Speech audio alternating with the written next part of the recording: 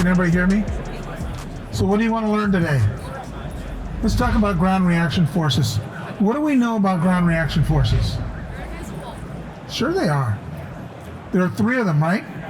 You have lateral or horizontal, you have torque or rotational, and you have vertical. They always happen in a sequence. The lateral happens first, the rotational second, and the vertical third. Did everybody know that?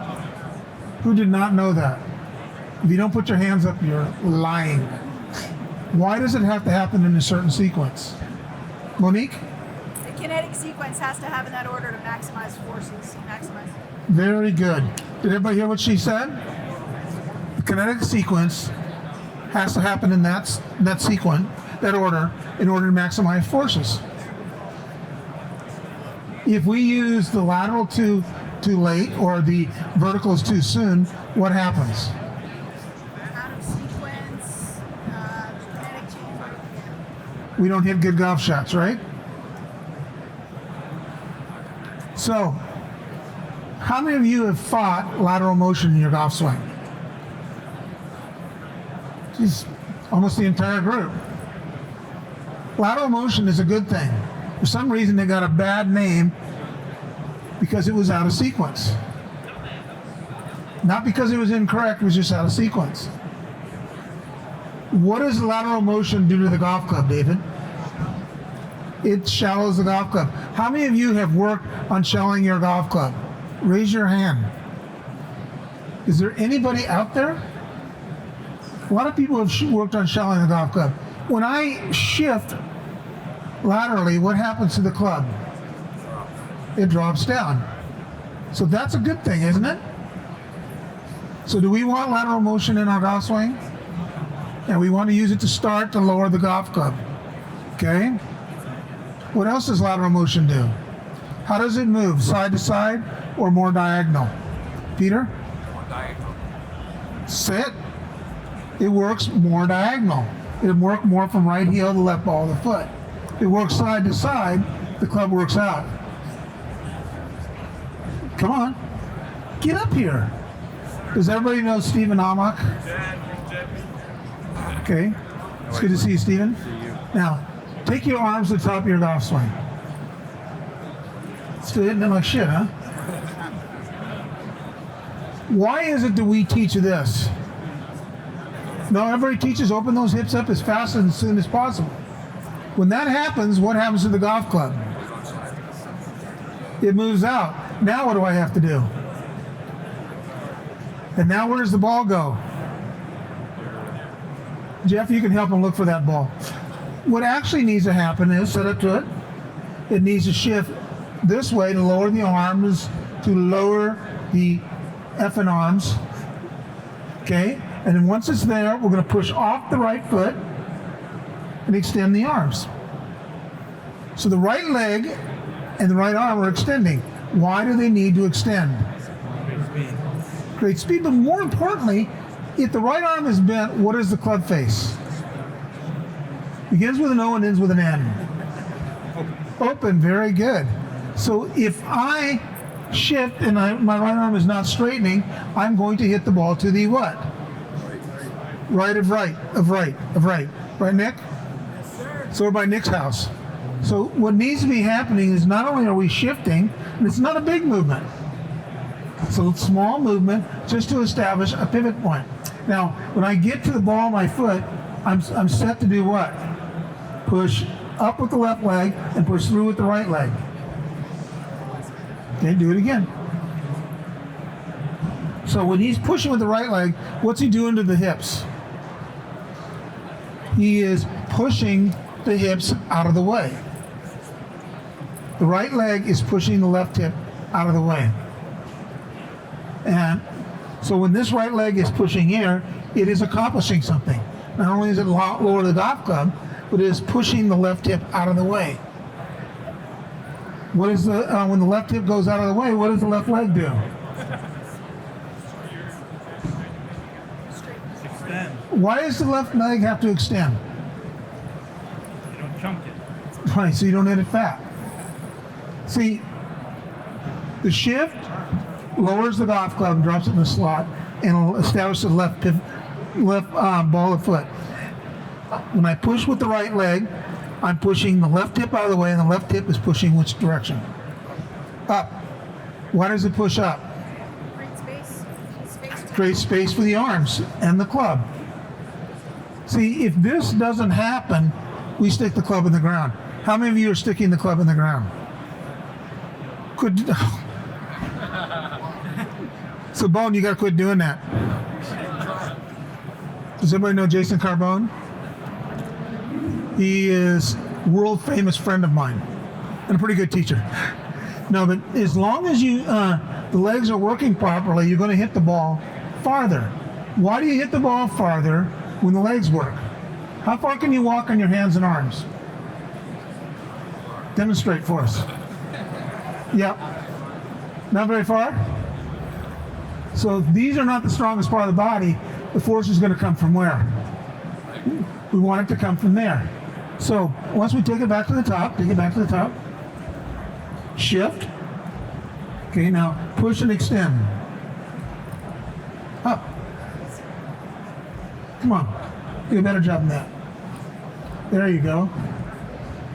Squeeze that, pop that peanut. So the legs do three things. What are they? Shift, turn, and jump. So when I'm hitting the ball, I want to make sure that I have a shift. Why do we have to shift closed? This is really important. Why do we shift closed? You can get out of here, Stephen. Good job. Give Stephen a big hand. You didn't do that good a job. Wally, come on up here. Nice shoes, Wally. Oh, thank you. Good choice. Good. Take your arms back to the top. Nobody has hit more balls than Wally. Is that not true? All the guys who work the range know that. They said, you know, I thought Wally was on the range club. I didn't realize he was one of the teachers.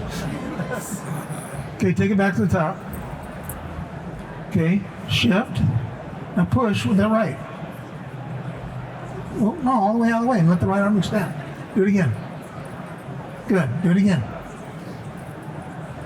Good. Harder. Very good. What'd you feel different? A lot of pressure on my left leg, pressing up to verticals. Very good.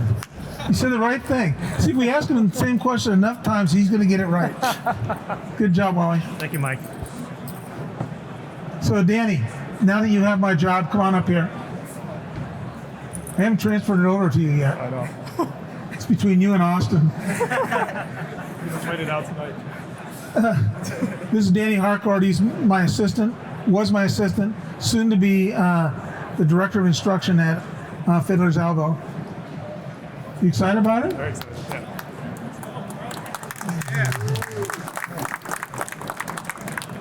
The only reason he got the job is because all the other people who were qualified, we moved on. Is that not true? Okay. So, Danny, talk to him about the golf swing. So it starts off with the setup. We have to make sure everybody's set up based on the way they measure out. And so using the lower body, Why do we measure, Danny? because otherwise we're guessing. We don't know what we've got in front of us. Do you have your tape? Tape measure? Not with that. You got to be kidding me. I'm not giving any lessons. Do you have your tape measure? Of course. Go everywhere with this. You know why? You never know when you're going to give a golf lesson. Now, we measure wingspan. Why do we measure wingspan? Come on, Daniel. Why do we measure wingspan? It tells us how bent over or stood up will be. Well, come on up here and help us. Where we at?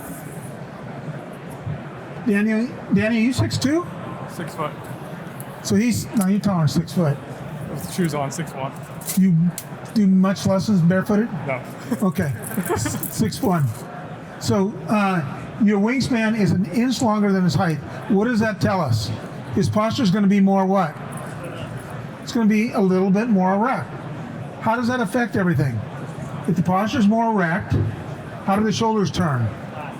Flatter. And what do the arms do? More up. And when it goes more up, what does he need more of? So if you don't measure, how do you know this? It's not a guess. Okay? Then we measure from right elbow. He is 16 inches by 14 and a half. So he's 1.5 inches longer with his forearm. What does that tell us? What do we know if this isn't, the forearm is 1.5 inches longer, where's his right arm going to fold up? 1.5 inches higher. So his left arm's not going to be in line with his shoulders, but it's going to be where? 1.5 inches higher. Okay? Now when that happens, go ahead. So what do I know needs to happen with his lower body? If he's a little more upright, what does he need to have? Scott, what needs to happen? Needs to be a little bit of lateral motion to lower the club down. So he needs, what's his stance going to be? How much wider? 1.5 inches? So how much wider should his stance be? 1.5 inches. Very good. See, these numbers correlate. Now, when he's 1.5 inches wider, go ahead and take it back to the top, Danny. Were you player of the year this year? Second. Second? Yeah. 2 years in a row, second? Bridesmaid twice. How is it kissing your sister? Terrible. Take it back to the top. So his stance is going to be 1.5 inches wider than normal. How do we get stance width? So when he jumps up in the air and lands, why do we know how wide the stance should be by jumping? What are we creating when we're jumping? Ground force. So we have to use ground force, right? So that's going to give us the stance width. Does that make sense? What are we trying to, what is our stance number one objective? Create ground force. So why don't we put it in position where it can create the most ground force? Right, Peter? His stance is going to be 1.5 inches wider. So what does that do for you, Danny? Helps me move to the right and then shift back to the ball on my left foot. Channel the golf club. Okay. Now there are 3 different posts. There's front, center, and rear. What does that mean? You're either going to pivot back and through around the front leg, which is what they built, stack, and tilt around, or you're going to pivot back around the pelvis and through around the front hip, or we're going to pivot rear, back around the right hip, and through around the left hip. Which one is correct? All 3. So why do you have to check your student to find out what they are? How do we check them? We place the club across the top of his thighs. We have him pivot back. What is Danny? Front post. So what are we going to work on? Shifting left early in the backswing. He's got to get to the right first and back to the left before the club gets past waist high back. Because there's always a shift to the right. Did you know that? Even in the front post golfer, they shift to the right. Why do they have to get back to the left as soon as possible for a front post golfer? So they can pivot around their dominant side. No, turn and face everybody. They don't want to listen to your butt. So they can turn around their dominant post. Correct. What happens as a front post golfer to his right foot? Is it flared more, flared less, not flared at all? Not flared at all. Why is that? Because what does it make the right leg do? I want everybody to point your right toe straight ahead and pivot back and tell me what your right leg does. It straightens up, right? So that'll make sure he stays to the left as a front post golfer. If he's a rear post golfer, where's the right foot going to be? Flared out. Why is it flared out, Peter? So he can pivot into his right side, okay? But so there's always a slight shift to the right and then back to the left, even as a front post golfer, okay? Set up to it. Now, where does your left knee go in the backswing? I'm going to trace more over my toe. It's going to trace the direction of his toes. I want everybody to pigeon toe your feet in. Now bend your knees and tell me where your knees go. Where do they go? Direction of the toes. Now flare your feet out. Where do they go? So knees are always going to trace what? The toes. If they don't, what happens? Where's my orthopedic surgeon? Because you'll get to visit them. So, 3 posts. Front, center, and rear. Front post, right foot's going to be square. Left foot's going to be what? Flared. How do I determine how much his right foot should be dropped back?